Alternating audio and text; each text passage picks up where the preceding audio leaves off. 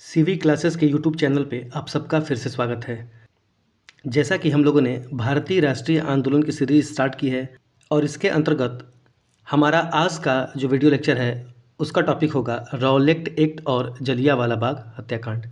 और Rowlatt act तथा जलियांवाला बाग हत्याकांड से जितने भी प्रश्न बन सकते हैं उन सबको हम एक एक करके देखते हैं। तो चलिए बिना किसी देरी के शुरू करते हैं। हमारा टॉपिक है रॉलेट एक्ट और जलियांवाला बाग हत्याकांड। हमारा पहला प्रश्न है 1919 ईस्वी में गांधी जी ने सत्याग्रह के लिए आह्वान किया था, जिसके खिलाफ अंग्रेजों ने कौन सा अधिनियम पारित किया था। तो गांधी जी ने रॉलेट एक्ट के विरुद्ध सत्याग्रह का आह्वान किया, जिसे कि रॉलेट सत्याग्रह के नाम से भी जाना जाता है। अच्छा, रॉलेट एक्ट क्या था? रॉलेट एक्ट जो है वह अंग्रेज़ों द्वारा बनाया गया एक ऐसा कानून था जिसके तहत अंग्रेज़ जो है किसी को भी बिना बताए गिरफ्तार कर सकते थे।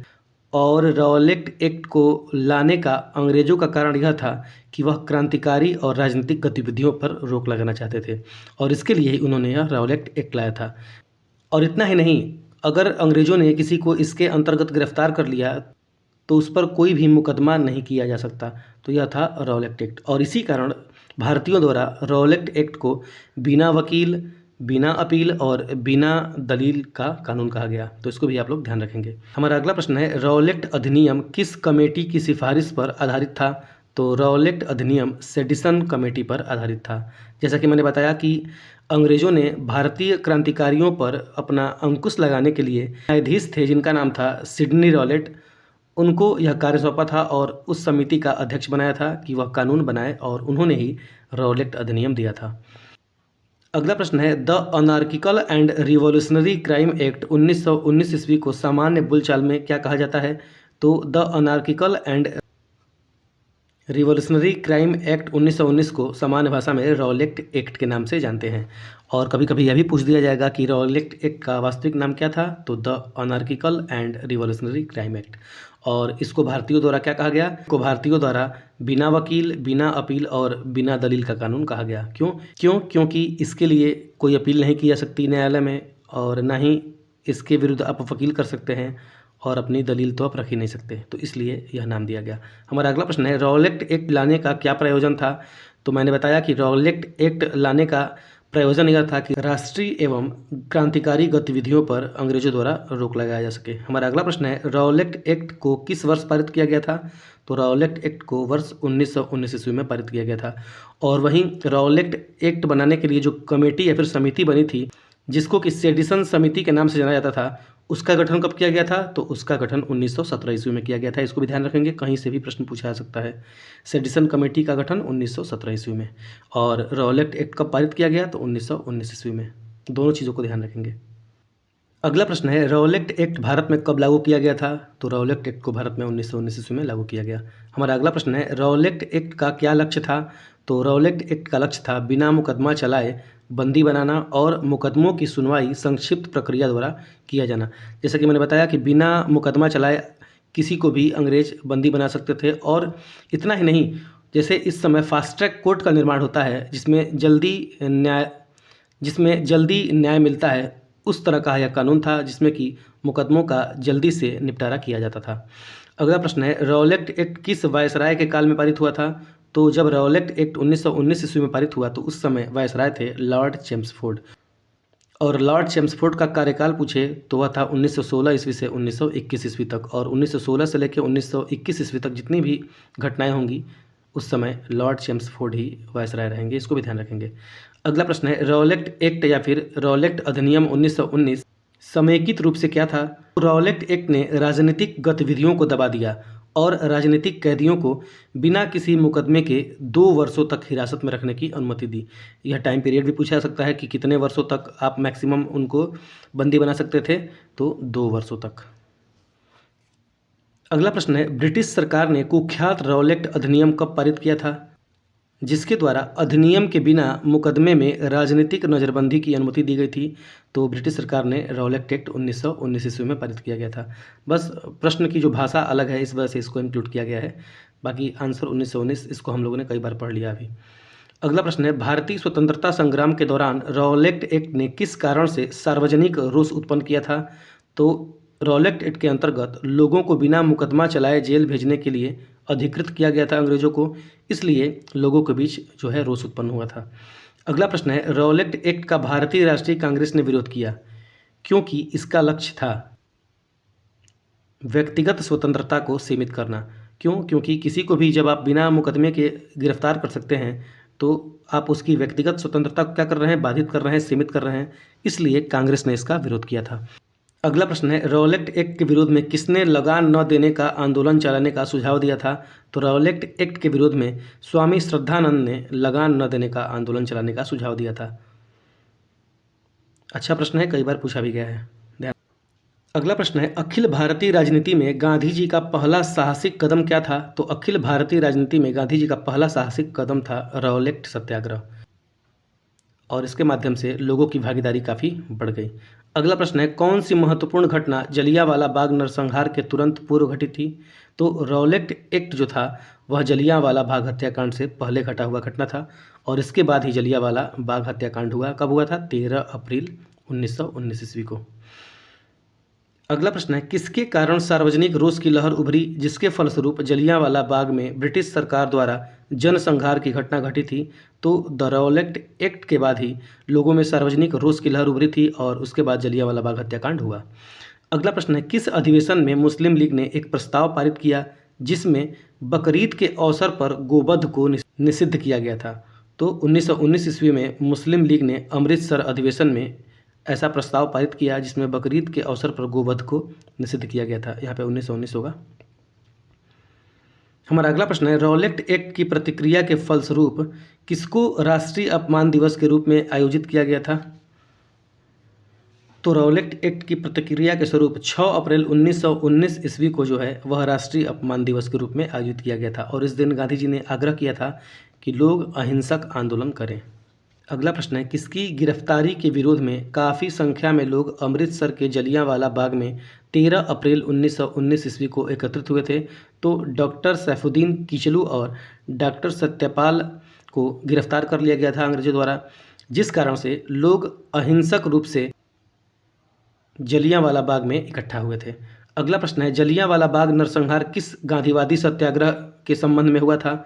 तो जलियांवाला बाग नरसंहार जो है रॉलेट सत्याग्रह के संबंध में हुआ था।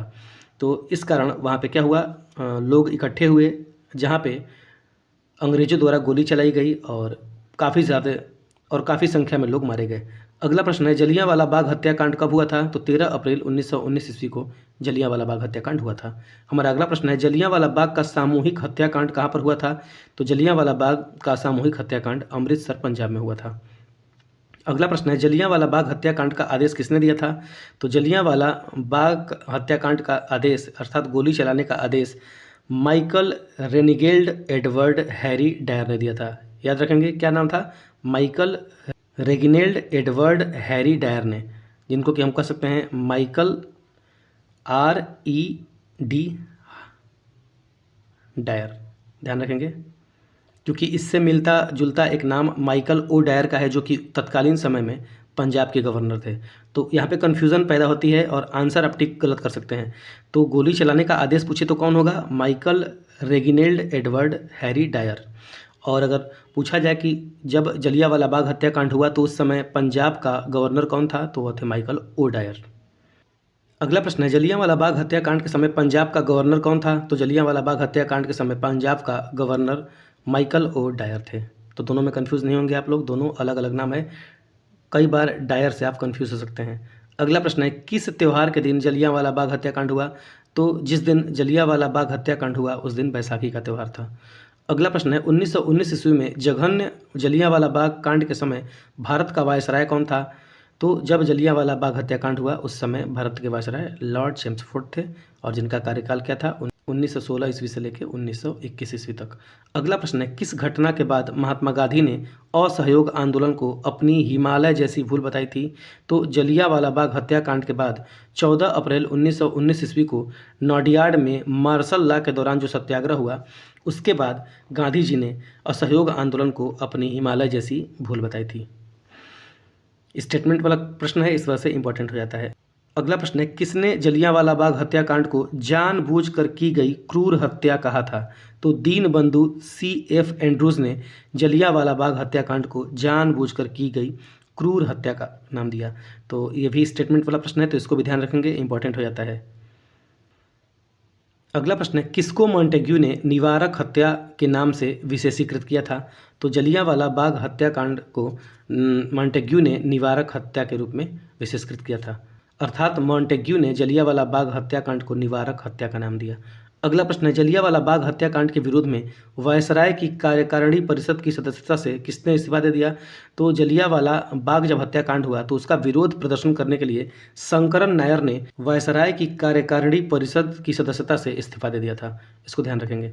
अगला प्रश्न है, जलियांवाला बाग हत्याकांड 1919 ईस्वी में पंजाब में हुए अत्याचारों से अपने विरोध के रूप में किस विख्यात व्यक्ति ने ब्रिटिश सरकार द्वारा प्रदान की गई नाइटहुड की उपाधि को वापस लौटा दिया था? तो ब्रिटिश सरकार द्वारा रविन्द्रनाथ टैगोर को नाइटहुड की पदवी दी गई थी, जिसको कि जलियांवाला बाग हत्याकांड के बाद इन्होंने वापस कर दिया। किसने किया? रविन्द्रनाथ टैगोर ने नाइटहुड की पदवी त्याग दी। अगला प्रश्न है, जलियांवाला बाग हत्याकांड की जांच के लिए बनाई गई समिति का नाम क्या था? तो जब जलियांवाला बाग हत्याकांड हुआ तो लोगों में और रोष फैल गया और अंग्रेज़ों की वे आलोचना करने लगे। इसके कारण अंग्रेज़ों ने हंटर कमीशन नाम का एक आयोग बनाया था और जलियांवाला बाग हत्याकांड की जांच करने के लिए इस कमीशन की नियुक्ति की गई थी और अपना रिपोर्ट पेश करने के लिए कहा गया था। अगला प्रश्न है, हंटर कमीशन में होगा यहाँ पे कौन कौन भारतीय सदस्य शामिल थे? तो हंटर कमीशन जो कि जलियांवाला बाग हत्याकांड की जांच के लिए गठित हुआ था, उसमें भारतीय सदस्यों की बात करें तो थे C.F. सीतलवाड़, पंडित जगत नारायण और सुल्तान अहमद खान। यहाँ से भी प्रश्न बनते हैं, आपसे पूछ दिया जाएगा कि जो जलियांवाला बाग हत्याकांड हुआ था उसके लिए जो हंटर कमीशन की नियुक्ति अंग्रेजों द्वारा की गई थी उसमें कौन कौन से भारतीय सदस्य थे या फिर नहीं थे। आपसे कूट देके या फिर आपसे डायरेक्ट नाम पूछा जा सकता है, तो ये नाम इंपॉर्टेंट हो जाते हैं। अगला प्रश्न है, हंटर कमीशन की रिपोर्ट में क्या कहा गया? तो हंटर कमीशन में जनरल डायर के निर्णय को निर्णय लेने की भूल मात्र बताया गया और ऐसा कहा गया कि जो भीड़ थी वह क्रांति का रूप ले सकती थी, इसलिए वहाँ पे मार्शल लॉ जो लगाना वह अनिवार्य था और वहाँ पे मार्शल लॉ के साथ साथ गोली चलाना भी जो था न्यायोचित था। किया बस ये गया कि जनरल डायर को क्या किया गया, उनको इस्तीफा देना पड़ा और उनको नौकरी से हटा दिया गया, बस इतना ही किया गया। और इतना ही नहीं, जब वह इंग्लैंड लौट के गए तो वहाँ के अखबारों ने उनकी खूब प्रशंसा की और उनको एक टाइटल भी मिली थी वहाँ पे जो थी ब्रिटिश साम्राज्य का रक्षक। उनको ब्रिटिश साम्राज्य का रक्षक भी कहा गया, इसको भी ध्यान रखेंगे, पूछा जा सकता है। और किसी किसी अखबार में उनको ब्रिटिश साम्राज्य का शेर भी कहा गया था, इसको भी ध्यान रखेंगे। अगला प्रश्न है, जलियांवाला बाग नरसंहार पर कांग्रेस जांच समिति की रिपोर्ट के प्रारूप को लिखने का कार्य किसको दिया गया? तो जलियांवाला बाग हत्याकांड के बाद कांग्रेस ने भी अपनी जांच समिति बनाई जिसके प्रारूप को लिखने का कार्य महात्मा गांधी को दिया गया, इसको भी ध्यान रखेंगे। तो इसको भी ध्यान रखेंगे कि जलियांवाला बाग हत्याकांड पर कांग्रेस ने भी कांग्रेस जांच समिति नामक एक समिति बनाई थी। ये दोनों क्वेश्चन सेम हैं। आगे बढ़ते हैं। अगला प्रश्न है, लंदन में 13 मार्च 1940 ईस्वी को सर माइकल ओडायर को गोली से किसने मारा था?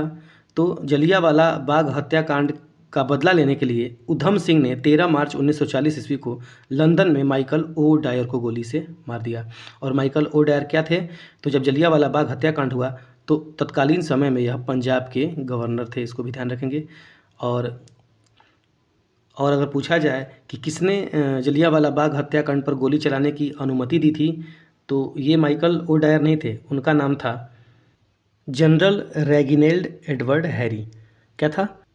जनरल रेगिनेल्ड एडवर्ड हैरी, याद करेंगे, REH से भी आप याद कर सकते हैं इसको।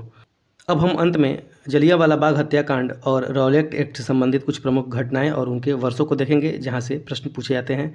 वर्ष इस समय काफ़ी ज़्यादा पूछे जा रहे हैं क्योंकि वो कन्फ्यूजिंग होते हैं। और अगर आप लोगों को वीडियो पसंद आता है तो जितना हो सके अपने दोस्तों के साथ शेयर करें और चैनल को अभी तक सब्सक्राइब नहीं किया है तो सब्सक्राइब जरूर करें।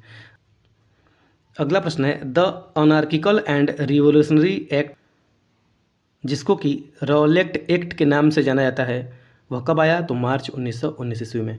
और इसके लिए समिति कब गठित की गई थी? तो 1917 ईस्वी में। और समिति का नाम क्या था? तो सेडिसन समिति। अगला प्रश्न है, डॉक्टर सत्यपाल एवं सैफुद्दीन किचलू की गिरफ्तारी कब हुई थी? तो 9 अप्रैल 1919 ईस्वी को डॉक्टर सत्यपाल और सैफुद्दीन कीचलू की गिरफ्तारी की गई थी। अगला प्रश्न है, जलियांवाला बाग नरसंहार कब हुआ? तो 13 अप्रैल 1919 ईस्वी को बैसाखी के दिन जलियांवाला बाग नरसंहार हुआ। अगला प्रश्न है, रविंद्रनाथ टैगोर द्वारा नाइटहुड उपाधि का परित्याग कब किया गया? तो रविंद्रनाथ टैगोर द्वारा नाइटहुड उपाधि का परित्याग 30 मई 1919 ईस्वी को जलियांवाला बाग हत्याकांड के विरोध फलस्वरूप किया गया। अगला प्रश्न है, मॉन्टेग्यू चेम्सफोर्ड सुधार की घोषणा कब हुई? तो 1919 ईस्वी में ही मॉन्टेग्यू चेम्सफोर्ड सुधार की घोषणा की गई थी। हालांकि मॉन्टेग्यू चेम्सफोर्ड सुधार के बारे में हम लोग पढ़ेंगे एक अलग वीडियो में। अगला प्रश्न है, कांग्रेस का अमृतसर अधिवेशन कब हुआ? तो कांग्रेस का अमृतसर अधिवेशन दिसंबर 1919 ईस्वी में हुआ था। अगला प्रश्न है, सर माइकल ओ डायर का वध कब हुआ? तो 13 मार्च 1940 ईस्वी को लंदन में उधम सिंह ने सर माइकल ओ डायर का वध कर दिया। तो ये था हमारा रॉलेट एक्ट और जलियांवाला बाग से संबंधित पूरा वीडियो लेक्चर। आशा है कि आप लोगों को वीडियो लेक्चर पसंद आया होगा और मेरा यह विश्वास है कि जितने भी प्रश्न बनेंगे वह इसी वीडियो लेक्चर से बनेंगे। तो चलिए मिलते हैं अपने अगले वीडियो में अगले टॉपिक के साथ। Thank you.